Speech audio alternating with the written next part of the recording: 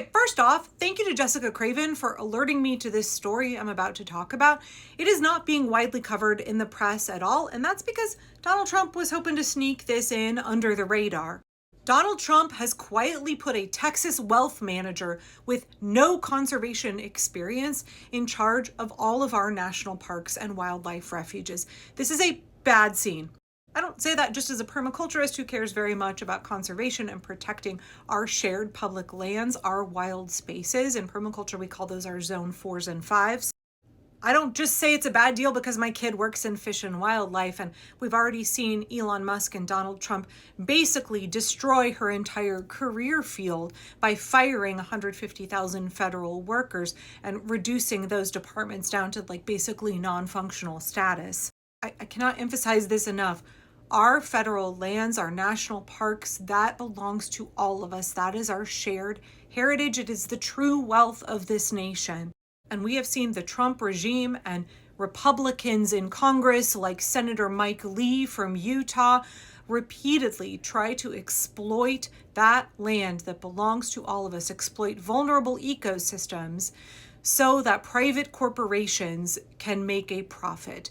They are willing to sell off and destroy immeasurable wealth, in wealth that cannot be in any way quantified with a dollar amount, so that some fucking capitalists can make a penny right now. It makes me so unbelievably mad. I cannot explain how much of a bad scene it is to have a dude from Texas whose job is wealth management put in charge of conserving, protecting, and defending our park service and our national parks. Let me just read this press release from the Center for Western Priorities, because maybe that will explain a little bit more why I'm so angry and so concerned over this. Kevin Lilly is the Acting Assistant Secretary for Fish, Wildlife, and Parks at the Interior Department, a position that oversees both the National Park Service and the U.S. Fish and Wildlife Service. Lilly resigned his position as the chair of the Texas Alcoholic Beverage Commission in order to join the Trump regime as a political appointee. Lilly founded Avalon Advisors, the, quote, largest privately owned wealth management firm in Texas.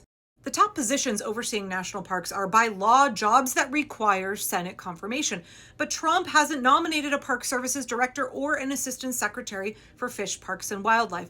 Instead, what he's doing is he's allowing this guy from the Texas Alcohol Commission, a private wealth manager, to basically run our national parks and our Fish and Wildlife Service in an acting capacity. He's using what's called the Vacancies Reform Act to do it. Trump has done this in the past. He's done this in his first administration, and he's doing it now under this regime. He leaves vacancies that require Senate confirmation, and then he puts an underling in at a level where he's allowed to just appoint somebody and there's no oversight. And then he doesn't fill those higher up positions, and he's like, well, it's vacant, so I guess this underling who will do whatever I want, who's my guy, I'll just let him take on all the responsibility that should belong to someone that is confirmed by the Senate. Now, it is weird to me that Trump has not put up nominees for either of those positions, because we can clearly see that every Republican in the Senate is in his pocket. Every Republican in the Senate will do his bidding. They fucking confirmed Emil Bove as a lifetime appointee to the appellate court. He's now on the short list for the Supreme Court. He is absolutely a Trump loyalist, and there were numerous whistleblower complaints and serious concerns about his nomination. And we saw Republicans in the Senate be like, it's okay, fine with us, we'll vote him through because we'll do whatever Daddy Donald wants. Republicans in Congress are a fully consolidated party of fascism. They don't care about democracy. They don't care about the rule of law. They are betraying you. They are betraying their oath to the Constitution. They are betraying the United States of America to do whatever the fuck Donald Trump wants. So again, weird to me, because we knew if he put people up for these two positions that the Senate would be like, yes, sir, whatever you want. But for the moment, those two seats sit vacant, so Trump's appointee Lilly is running the show. During Trump's first term, the Interior Department ran into legal trouble by allowing William Perry Pendley to illegally serve as head of the Bureau of Land Management for longer than was allowed by law. Trump has tried this shit in the past, and under his first term, we saw people who were more willing to check him than now. We are currently seeing fewer folks in government who are willing to stand up for the rule of law and willing to check his overreach on every fucking level. Lily's authority may already be impacting wildlife and private property owners in Texas. This past week, the Fish and Wildlife Service withdrew a plan to expand a Texas wildlife refuge by purchasing land at market value from willing landowners using the Land and Water Conservation Fund. Now the Trump regime will be blocking those landowners from selling their property to Fish and Wildlife. According to San Francisco Gate, Lily's role is responsible for programs that use, manage, and conserve natural resources, including fish, wildlife, recreation, and the national park system. Lily is also expected to identify policy needs and initiate legislation. Lily has no professional background that would make him equipped for this role. He is utterly unqualified. His career is in investment banking, y'all. He's not qualified to do this at all. He was a Greg Abbott appointee to the Texas Alcoholic Beverage Commission. He has no experience in fish and wildlife, no experience in conservation whatsoever. You could not pick a more unqualified candidate.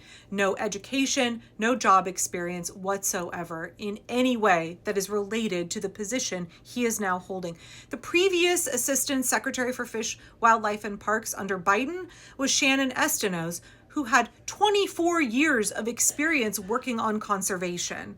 Y'all, she had been the COO of the Everglades Foundation. When she came in, she said her priorities were to strengthen local economies, tackle the climate crisis, ensure equitable access to the outdoors, and protect and conserve public lands and wildlife. That's what the person in that position should do. So Park Service and land advocates are concerned about the lack of transparency about Lily's position, what he has the authority to do, what he is actually doing, and they are saying that his position may not be legally held. So under the Vacancies Reform Act, Lily can only sit in that position for 210 days without facing a Senate confirmation hearing. So ultimately, if they're going to keep him in that position, he will have to go in front of the Senate. But again, Republicans in the Senate will do whatever Trump wants. And in 210 days, this guy can do an incredible amount of damage. Why have they stopped the sale of this land to Fish and Wildlife? This was a good program, a good sale. It was a responsible use of resources.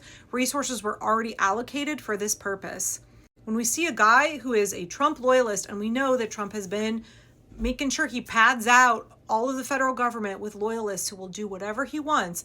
When we see a guy like that in this position, it makes me deeply concerned about the future of our Fish and Wildlife Department. It makes me deeply concerned about our national parks. Again, Lily is entirely unqualified for this position. And as we are seeing, the Trump regime over and over tried to log and mine and sell off our federal lands, tried to gut our Forest Service, try and gut Fish and Wildlife, like absolutely destroy the heritage that is our national parks and our national land. Having somebody in that position who has spent his entire career trying to figure out how to exploit the system to make wealthy people and wealthy businesses even wealthier.